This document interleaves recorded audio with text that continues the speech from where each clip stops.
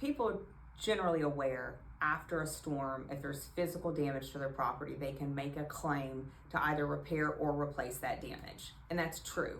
But there are a lot of other coverages that are oftentimes included in a policy that people don't take advantage of, or they don't request payment on because they just don't know they exist. Most policies contain additional living expenses. If your property is damaged by a covered loss, such as a storm, and it makes that house uninhabitable, there's likely coverage that would cover for a hotel or a temporary living situation, possibly food, things that help you kind of survive while the claim is being investigated and while the repairs are being made. Landlords or business owners oftentimes have coverage for business interruption.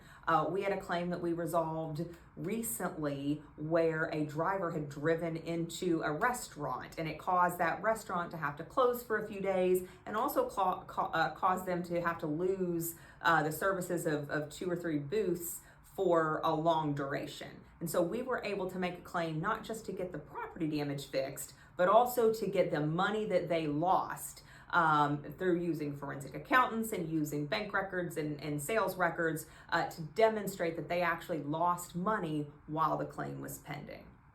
Oftentimes, there is coverage for what's called ordinance and law. It's ordinance and law coverage, code upgrades. Sometimes a loss happens and there's only a small repair that needs to be made to the roof, but because of the age of the roof and because the codes have changed, the contractor can't just repair that minor issue. They have to do a bigger repair to bring that property up to code. A lot of policies contain coverage for that. A lot of policies have things that are excluded in the policy. For example, I looked at a policy recently that said we don't cover mold damage, but there was an endorsement, something extra that insured had paid for that said, in certain circumstances, we will pay for mold damage up to a certain limit. And so that's a coverage the insured did not know that they were entitled to because the insurance company didn't alert them to that. So whenever you have a loss, don't just think about the direct physical loss directly stemming from the storm. Think about what are all of the ways my family or my business is going to be affected by this loss. And then you want to look in your policy and see if there's coverages that will provide compensation for that.